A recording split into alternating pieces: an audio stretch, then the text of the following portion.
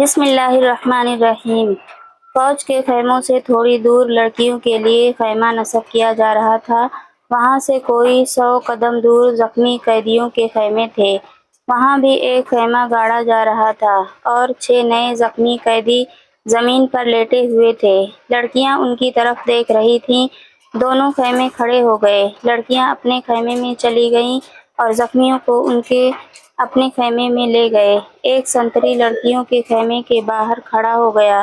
لڑکیوں کے لیے کھانا آ گیا جو انہوں نے کھا لیا۔ پھر ایک لڑکی خیمے سے نکل کر اس خیمے کی طرف دیکھنے لگی جس میں نئے 6 زخمی قیدیوں کو لے گئے تھے۔ اس کے چہرے پر اب گھبراہٹ اور خوف کا کوئی تاثر نہیں تھا۔ سنتری نے اسے دیکھا اور اس نے سنتری کو دیکھا۔ لڑکی نے مسکرا کر اشارہ کیا کہ وہ زخمیوں کے خیمے کی طرف جانا چاہتی ہے۔ سنتری نے سر ہلا کر اسے روک دیا۔ لڑکیوں کو خیمے سے دور جانے یا کسی سے ملنے کی اجازت نہیں تھی۔ لڑکیوں اور 6 زخمیوں کے خیموں کے درمیان بہت سے درخت تھے۔ بائیں طرف مٹی کا ٹیلہ تھا جس پر جھاڑیاں تھیں۔ سورج غروب ہو گیا، پھر رات تاریک ہونے لگی۔ کیمپ کے گلگپاڑے پر نیند غالب آنے لگی اور پھر زخمیوں کے کراہنے کی آوازیں رات کے سکوت میں کچھ زیادہ ہی صاف سنائی دینے لگیں۔ دور پرے بحرِ روم کا شور دبی دبی مسلسل گونج کی طرح سنائی دے رہا تھا۔ صلاح الدین ایوبی کے اس جنگی کیمپ میں جاگنے والوں میں چند ایک سنتری تھے، یا وہ زخمی قیدی جنہیں زخم سونے نہیں دیتے تھے، یا صلاح الدین ایوبی کے خیمے کے اندر دن کا سما تھا۔ وہاں کسی کو نیند نہیں آئی تھی۔ سلطان ایوبی کے 3 سالار اس کے پاس بیٹھے تھے اور ہر محافظ دستہ بیدار تھا۔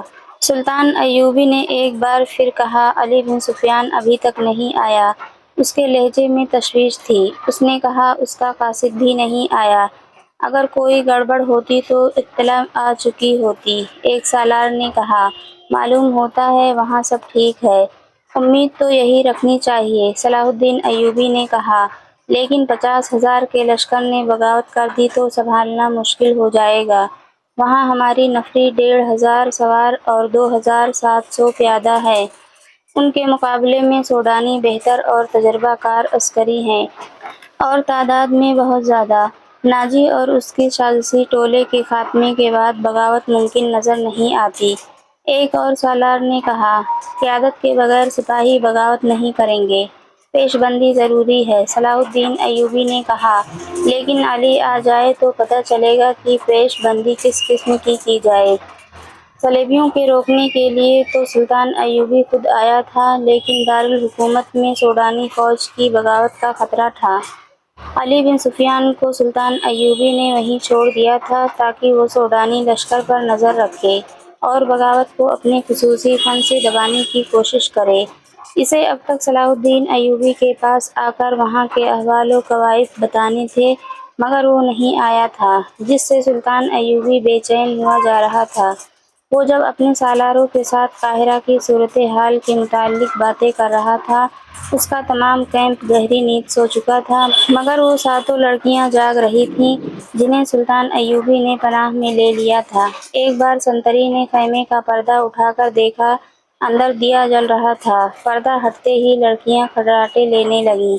سنتری نے دیکھا کہ وہ پوری 7 ہیں اور سو رہی ہیں تو اس نے پردہ گرا دیا اور خیمے کے ساتھ لگ کر بیٹھ گیا۔ خیمے کے پردے کے ساتھ جو لڑکی تھی، اس نے نیچے سے پردہ ذرا اوپر اٹھایا۔ پردہ آہستہ چھوڑ کر اس نے ساتھ والی کے کان میں کہا، بیٹھ گیا ہے۔ ساتھ والی اگلی لڑکی کے کان میں کہا، بیٹھ گیا ہے، اور اس طرح کانوں کانوں یہ اطلاع 7 لڑکیوں تک پہنچ گئی کہ سنتری بیٹھ گیا ہے۔ ایک لڑکی جو خیمے کے دوسرے دروازے کے ساتھ تھی، آہستہ سے اٹھ بیٹھی اور بستر سے نکل گئی۔ بستر زمین پر بچھے تھے۔ اس نے اوپر لینے والے کمبل اس طرح بستر پر ڈال دیے جیسے ان کے نیچے لڑکی لیٹی ہوئی ہے۔ وہ پاؤں پر سرکتی خیمے کے دروازے تک گئی، پردہ ہٹایا اور باہر نکل گئی۔ باقی 6 لڑکیوں نے آہستہ آہستہ خراٹے لینے شروع کر دیے۔ سنتری کو معلوم تھا کہ یہ سمندر سے بچ کر نکلی ہوئی پناہ گزین لڑکیاں ہیں، کوئی خطرناک قیدی تو نہیں۔ وہ بیٹھ کر اونگتا رہا۔ لڑکی دبے پاؤں ایسے رخ پر ٹیلے کی طرف چلتی گئی جس رخ سے اس کے اور سنتری کے درمیان خیمہ حائل تھا۔ ٹیلے کے پاس پہنچ کر اس نے اس خیمے کا رخ کر لیا جس میں 6 نئے قیدی رکھے گئے تھے۔ رات تاریک تھی، وہاں کچھ درخت تھے۔ سنتری اب ادھر دیکھتا بھی تو اسے لڑکی نظر نہ آتی۔ لڑکی بیٹھ گئی اور پاؤں پر سرک سرک کر آگے بڑھنے لگی۔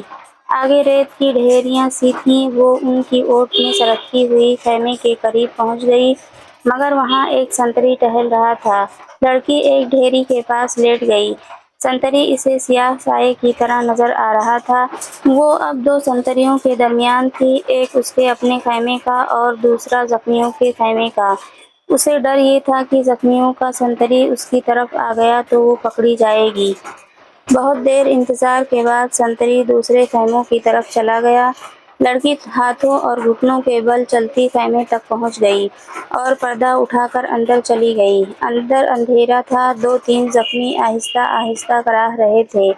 شاید ان میں سے کسی نے خیمے کا پردہ اٹھتا دیکھ لیا تھا۔ اس نے نحیف آواز میں پوچھا، کون ہے؟ لڑکی نے منہ سے شی کی لمبی آواز نکالی اور سرگوشی میں پوچھا، رابن کہاں ہے؟ اسے جواب ملا، ادھر سے۔ تیسرا؟ لڑکی نے تیسرے آدمی کے پاؤں ہلائے تو آواز آئی، کون ہے؟ لڑکی نے جواب دیا، موبی۔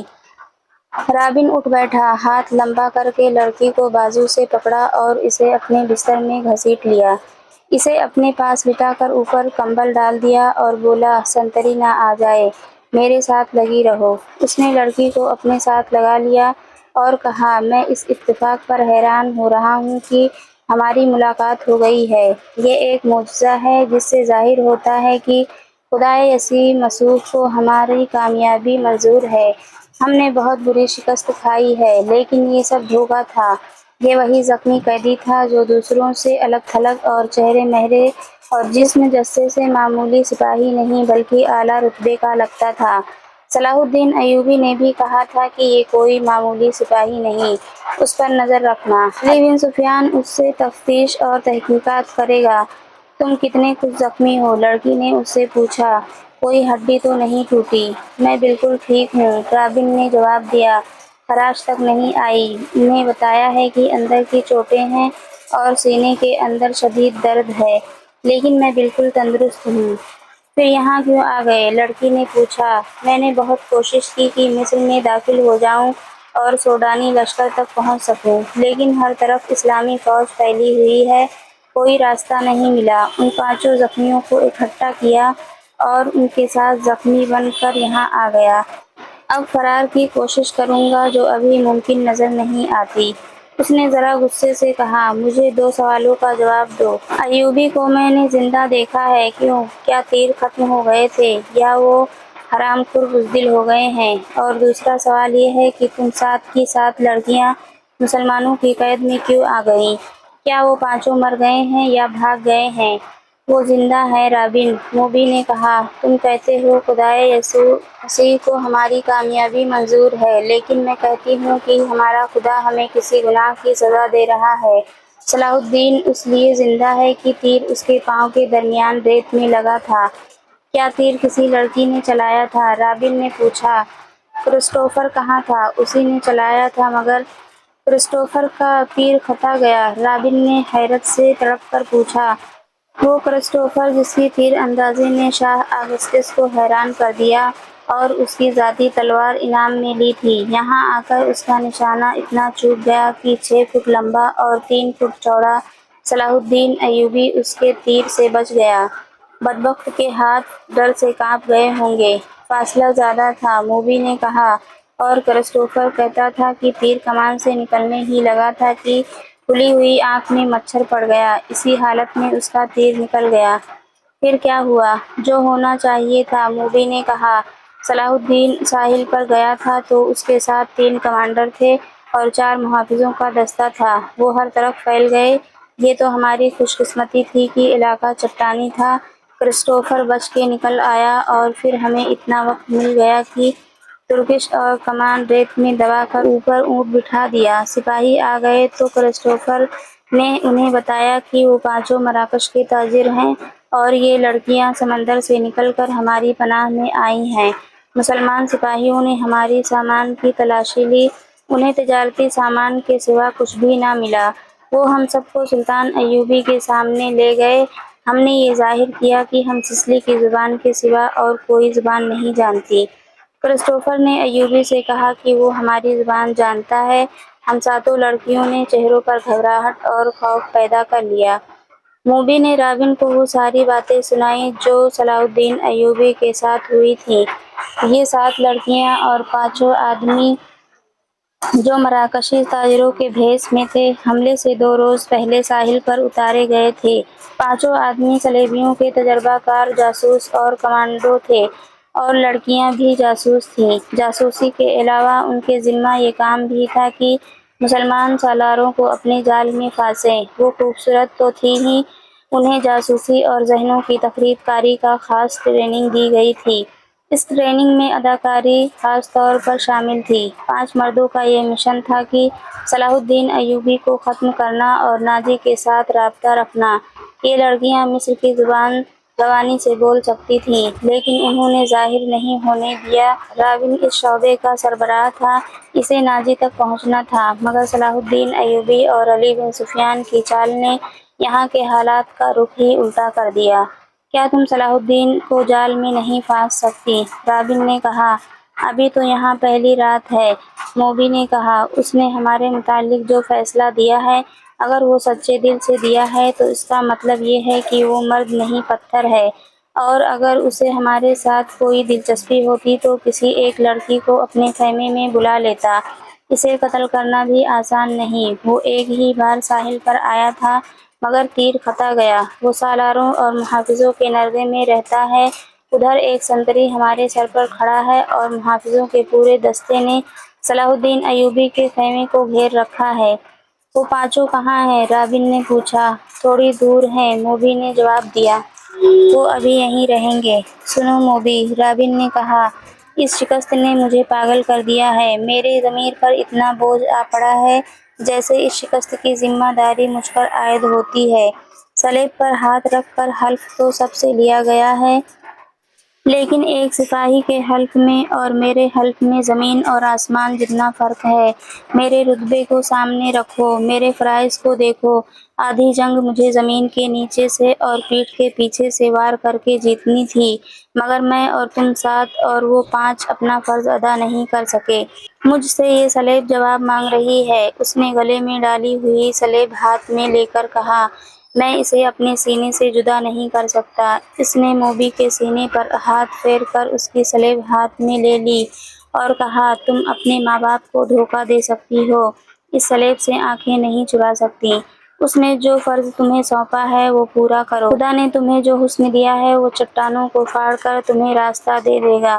میں تمہیں پھر کہتا ہوں کہ ہماری اچانک اور غیر متوقع ملاقات اس بات کا ثبوت ہے کہ ہم کامیاب ہوں گے۔ ہمارے لشکر روم کے اس پار اکٹھے ہو رہے ہیں۔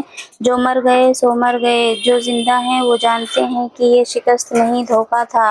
تم اپنے خیمے میں واپس جاؤ اور ان لڑکیوں سے کہو کہ خیمے میں نہ پڑی رہیں، بار بار صلاح الدین ایوبی سے ملیں، اس کے سالاروں سے ملیں، بے تکلفی پیدا کریں، مسلمان ہو جانے کا جھانسا دیں۔ آگے وہ جانتی ہیں کہ انہیں کیا کرنا ہے۔